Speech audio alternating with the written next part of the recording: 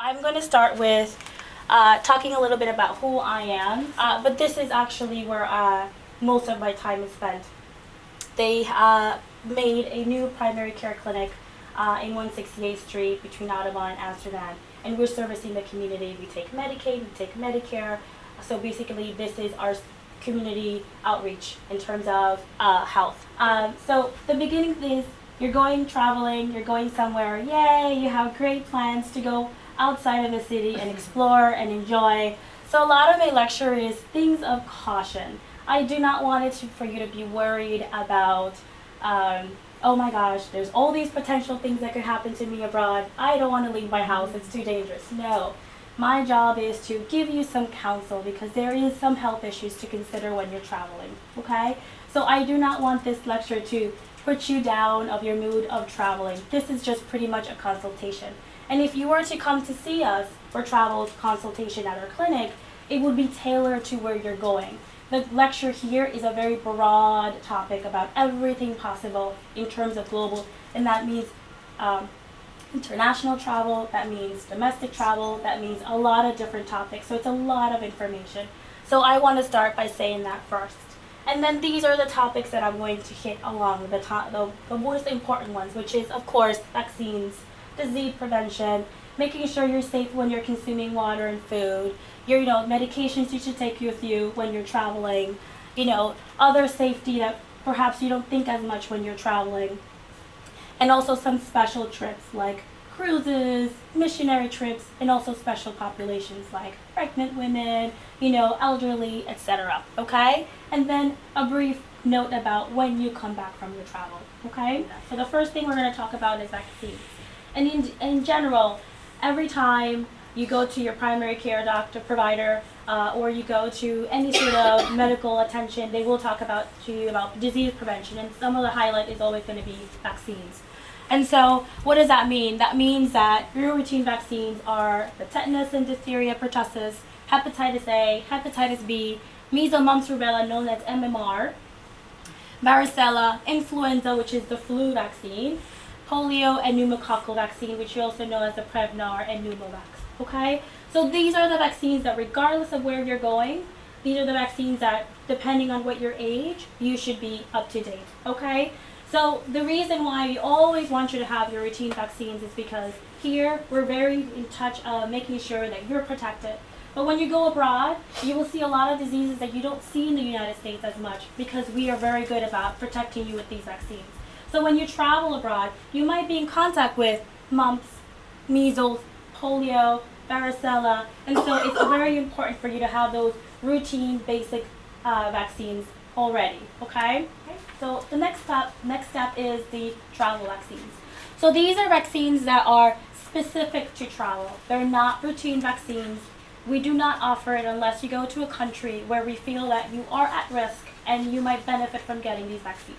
It does not mean that these vaccines carry a higher risk. It just means that these are vaccines because they're not considered routine. These are vaccines that you pay. The insurance will not pay for these vaccines because it's not considered medically necessary. You're opting to travel to internationally, so they tend to be expensive. So we're not going to push vaccines toward you unless we feel that there is some benefit. So what are these vaccines? Vaccines are the typhoid, the yellow fever, the Japanese encephalitis, rabies, and cholera. So these vaccines protect you from things that perhaps you don't see here in the United States. These you don't see. So typhoid means that the contaminated food and water.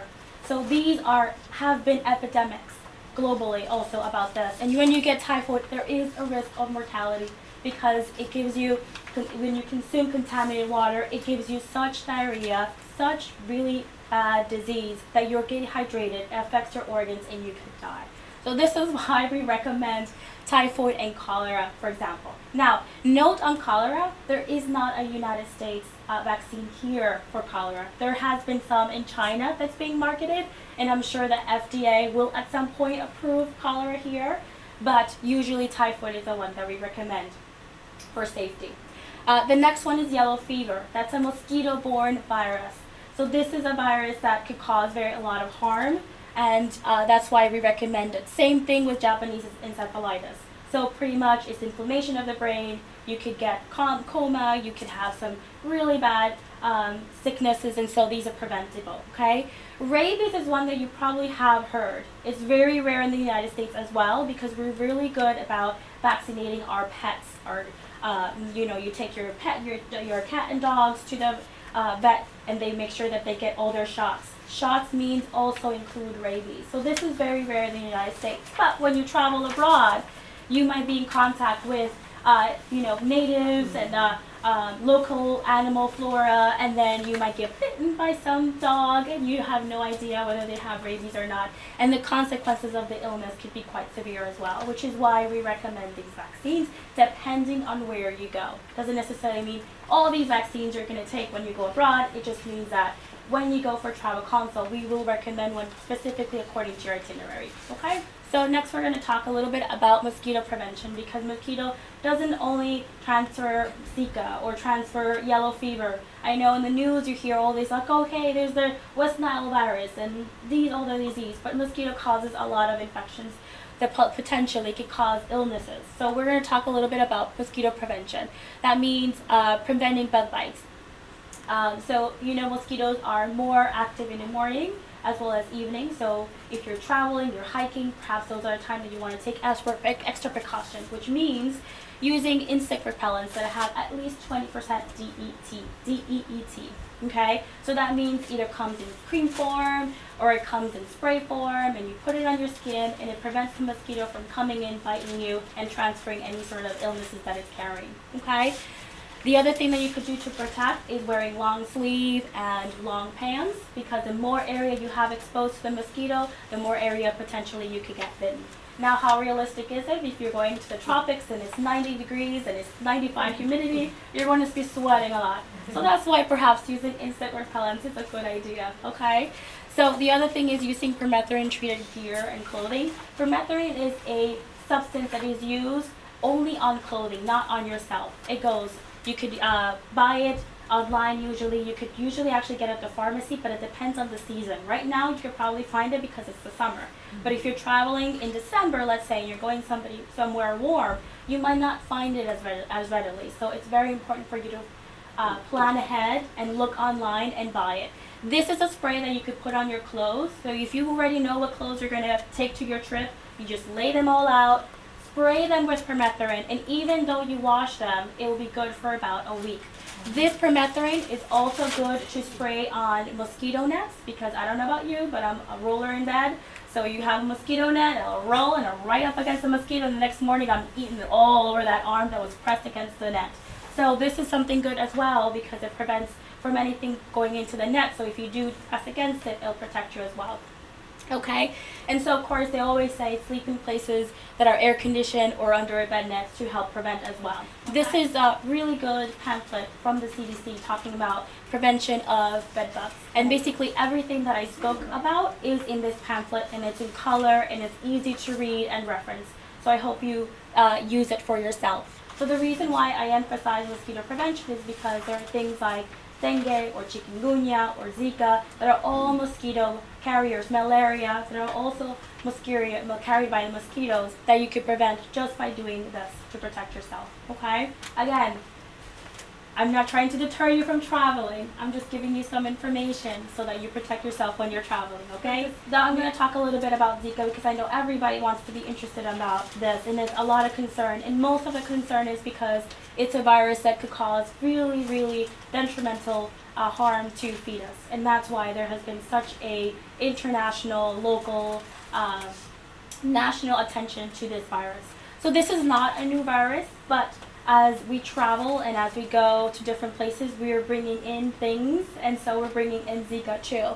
So this is a really nice map of where you could find Zika in the world. It is actually updated. I got this from the CDC, and you could see you could see that it's in the area where are considered tropics. You see, you don't see it on the north part of it, and you don't see in the very bottom, south part of it yet.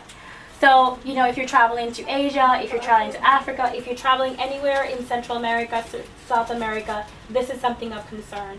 And actually, it's been in the United States as well. Most of it is because people who have traveled in this area have come back, gotten sick, mosquito bites them, and then they transmit it locally. And it happens in 2 states. It has happened in Florida, and it also has happened in Texas. And so I know that you heard last year, there was a Zika small outbreak in a small region in Florida. That's what happened, okay? So Zika is not only a concern for a pregnant woman, it's a concern for everybody, because this virus has been known now as because more people are being exposed and we're seeing more cases of Zika. It's now associated with neurological conditions that are called Guillain-Barré disease, which is actually very detrimental. It just really targets your immune system. Also been considered to cause deafness, hearing loss, permanent hearing loss, as well as other neurological conditions. So it's not just for pregnant women, although the effect of it is really severe for the fetus if they are exposed to Zika, okay? So what is the CDC saying about it right now? They're still looking at it, they're still studying it, but the warning is that anybody who is pregnant or planning to be pregnant within the next 3 months should not travel to an area where there is Zika, because there is a risk. And that's for women. For men, it's 6 months because it stays longer in their semen. That's the difference, okay? So women is 3 months, men is 6 months. And how did the CDC determine that? They determine that by studying the people who have Zika, and they're testing the urine and testing the blood and seeing how fast they clear it.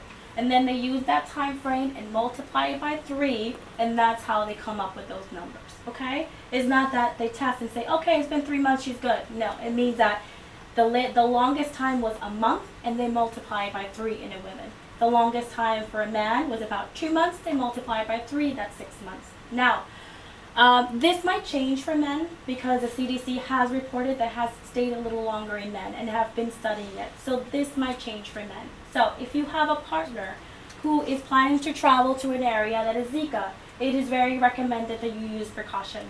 If you're planning to get pregnant, the testing for Zika is now available, really available to your providers, gynecology, and you can ask for the testing, okay? There is no reason why for you to worry about it, okay? So this is just a warning, and then, be cautious, be aware of it. But this doesn't mean that you could, cancel your plans. This means that if you're pregnant, you probably don't want to take the risk. But if you want to go, then you should definitely be good about prevention, okay? And being know the risk. So the next topic I'm going to briefly go through is water and food safety. And so basically this means depending on where you're going, the water that you're consuming might not be as safe. In the state of New York, we are very fortunate that our water is so good that you can literally just drink it from the tap water.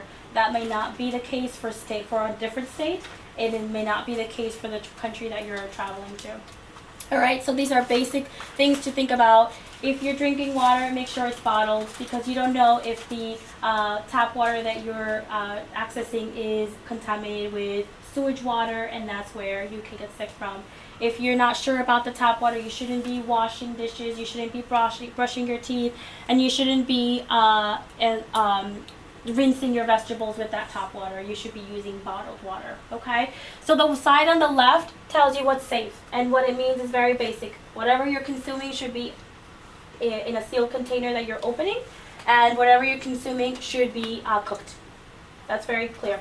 All right, and then the left side is the things that are not as safe. I'm sorry, the imaging is a little blurry, but it looks pretty good. I think you could kind of see it. The things that are not safe are things that are raw, and then also the things that are opened or questionable. So, you see the ice, and the ice usually is made by what? Tap water. So if you are trying to be really diligent in checking your health, but you order a juice that has ice on it, and they use tap water, sorry to tell you, but you're probably maybe exposed and contaminated. So most people don't think about the ice, but the ice could be used made by tap water, so keep an eye on that. And then you put the salad, because what do you use to rinse the salad? Tap water. So unless you prepare the food yourself that are raw, you should probably use caution. Okay. Now, if you're traveling and you're an adventurous eater, that's great. There's a vaccine for that. It's called typhoid. all right? So, but if you're not an adventurous eater, then these are the things that you should look at. These are apps from the CDC that are actually really good.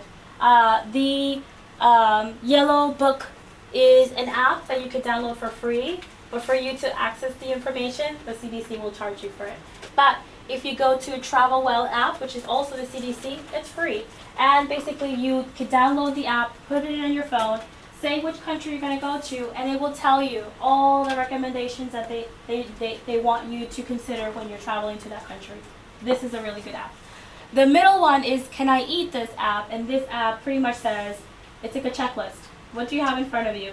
Is it raw? You check off. Is it meat? You check off. And then the result's going to say, I don't think it's a good idea. That's what the app is actually. It's actually pretty cool if you want to play with it. So this is a little bit about travel kit. So some of the things that you should consider taking with you when you're traveling.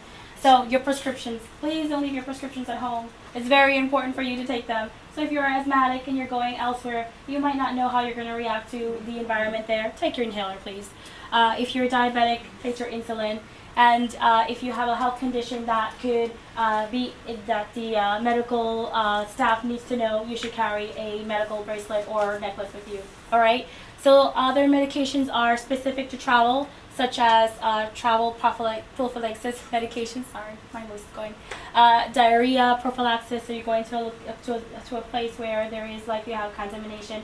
Your provider will probably give you an antibiotic to give you to you, so that if you get diarrhea while you're abroad, rather than seek care, because sometimes that could be problematic, you could just take the antibiotic.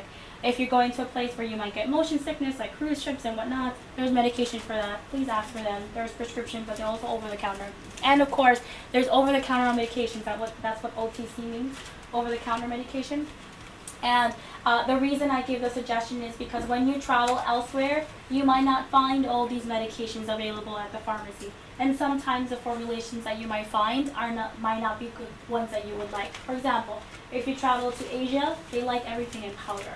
So if you don't like powder and you're having a little bit of pain and you want Tylenol, it's going to be in powder form, okay? So maybe you should take some pills with you if you don't want to take it that way. That's the suggestion, all right? So antacids, anti-diarrhea medication, NSAIDs is like the Tylenol, ibuprofen, Aleve, okay? Hydrocortisone cream, that's a little bit steroid if you get a like insect bite and get inflammation, and then all these other things. Thermometer if you're traveling with kids.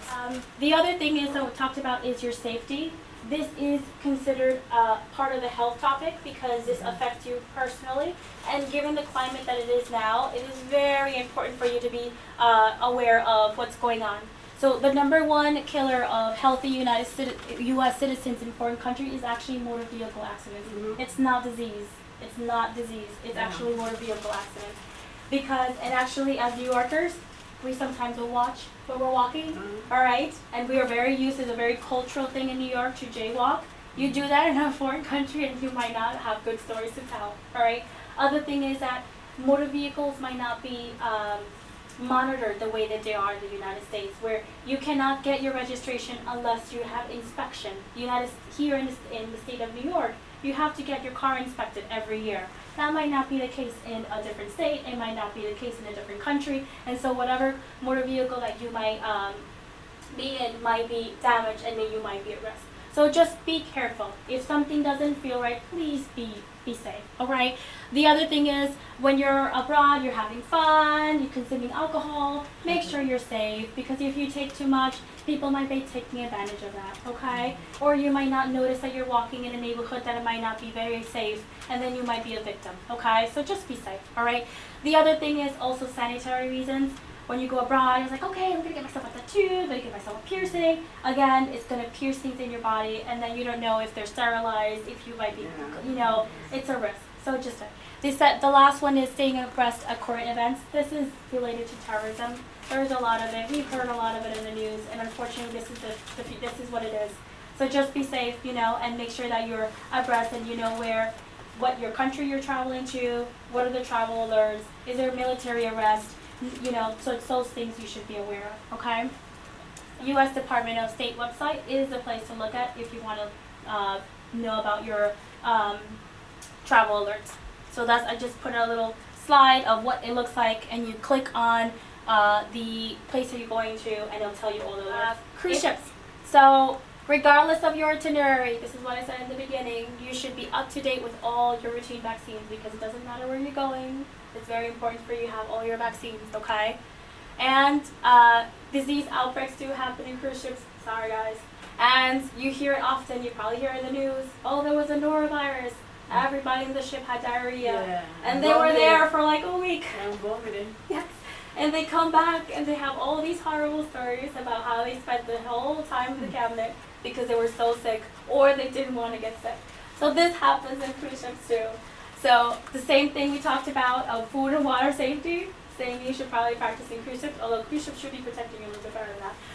And then the other things, the side thing to that is seasickness and nausea. You know, if you're in a boat, you might, you know, there's medications that prevent you from getting seasick. I recommend for you to take it a day or two before you go, because if you take it while you're in the boat, I can tell you by experience, it might not work as fast as you want, all right? So plan ahead. And then always wash your hands. Okay, yes, always wash your hands. And this website I found at the CDC because apparently the CDC actually inspects its ships and it gives it a grade. Every single ship that docks in the United States has a health grade. So if you're curious and you have a cruise coming up and you see what the ship name is, you can find out how healthy it is. So you can see the highest score is 100, Costa Luminosa, and you see the lowest score so far is Crown Princess. I don't know what happened with Crown Princess, but you might want to find out what happened there, okay? And it's like, this is just a snapshot of the website. It goes on and on and on, and you can find out. So this is if you want to find out, that's extra information for you. The next thing I wanted to just really briefly talk about is rural and missionary trips, because it's a little bit different. You're going to be in a remote area, so just want to touch really quickly. So it's very important to practice what we already talked about: mosquito prevention, water and food safety, and the travel alerts, especially the travel alerts, okay? And then it's important that in all situations, maybe you should consider health insurance. And then also know the location of your closest medical facility and their capabilities, because if you're in a remote area and you're sick and you need medical care and you don't know where to go, that may be really, really stressful for you. So it's always good to have that information already at hand. Now, medical care while traveling. If you have a chronic medical condition, it's very important that you talk to your doctor what to do if you're sick while you're abroad and what to do with your health condition. Let's say you're diabetic, you're feeling sick, or you have diarrhea, you're not eating as well. How much of your insulin should you be taking when you're not consuming so much food so that you don't get hypoglycemia, so the sugar doesn't go very lower, okay? So this is some information that you should check with you. And then if you have a chronic medical condition, you should take the medication for the time that you're going to be there and a month. Why? Because your plane could be delayed, there could be a storm, there could be a hurricane, you could be stuck there for a week, 2 weeks, and so you should definitely take extra medications in case that you are there for more than what you expect. Special populations, talking about traveling children a little bit different. What do they need? So pretty much hand washing, if they need certain medications. If they're too young, let's say they're 6 months and they still haven't gotten their shots, they technically can get a lot of the vaccines that they would have to wait for like a year when they're 6 months. Like the MMR, it's okay to give at 6 months if you're traveling to a country that has diseases that may be exposed. So this is something to talk to your pediatrician about. If you're pregnant or you're breastfeeding, again, same thing. What we discussed regarding illnesses, regarding Zika, same thing applies. Talk to your GYN, talk to your OB, talk to your doctor regarding what your medical condition is so that you can be better informed when you're traveling. And then what we talked about, chronic disease. I added sickle cells here because it's a little bit unusual also. Sickle cell, if you have sickle cell, you're affected by perhaps cold climates or you're affected by altitude. So if you get a crisis when you're on a plane, it's important to talk to your specialist because maybe you need a oxygen tank with you, for example. So those are things that perhaps we're not thinking about, but you should talk to your provider because they might actually recommend that to you, okay? All right, so home stretch, returning home. You had a wonderful time and you came back. So we talked about all these things, and I hope I didn't scare you too much. Yeah. But like I said, this is a very general everything that is out there. It's not meant for you. Going on now? Yeah. Right. It's not meant for you to cancel your trips or not go anywhere. Okay. So you're coming back, right? What to look for? You're not feeling well. Okay. Are you having any fever? Are you having any chills? Any sweats? Any diarrhea? Weight loss? Please go see your doctor. Okay. I know every time you go see somebody or see your provider, doctor, nurse practitioner, physician assistant, the first thing they'll ask you is, have you traveled outside of the U.S. in the last 30 days? All right? Yeah. Because there are certain illnesses that actually might be part of our differentials when you're sick, okay? The other thing is, even if they don't ask you, please tell them. Why? Because malaria can affect you almost even a year after you travel to a place where there is malaria. So while you might not be sick now, if you travel to a place that has malaria and you're sick 7, 6, 8 months later with fever and they're not sure what's going on, please tell them you traveled to this country so they're able to help you, okay? Tell your provider your travel outside of the U.S. Very important. Allow us to help you, so help us with the information, okay? So this is the CDC website. So every single information that I gave you today is coming from this website. Every single one of the data, every single one of the information is coming from the CDC. So you could go yourself to the CDC travel website. You can see there that it says for travelers and clinicians, where are you going? And then you could click the country that you're going, and he's going to give you pages and pages and pages of information of things to watch out for, vaccines that you should need to keep in mind, everything. So what I'm doing here is simplifying the information for you, okay? If you come in to see us or see any health provider, you're telling them, I'm traveling to Canada, I'm traveling to Europe, I'm traveling to the Caribbean. What they're going to do is they're going to condense the information for you and give you a much better idea of what you need. So you come in, tell us what country you're going to, and we're able to disseminate the information and able to give you really personalized information. That's our job. But you can also get it on the website, on the internet. Information is free, okay? So please don't forget, please, that's the #1 prevention. All right, so this is me again. This is our clinic. If you need us, we're here for you. We're in the community. Our clinic specializes in travel medicine, so we do have a lot of the vaccines that I talked about.